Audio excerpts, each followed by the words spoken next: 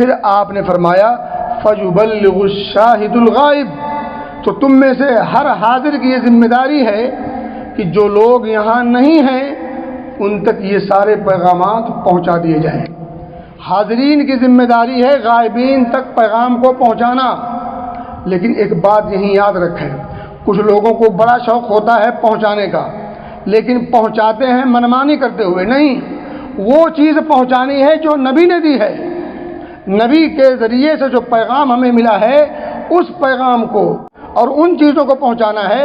صرف پہنچانا کمال نہیں، پہنچانی وہ چیز ہے جو چیز ہمیں نبی اکرم صلی اللہ علیہ وسلم کے تھرو ملی ہے۔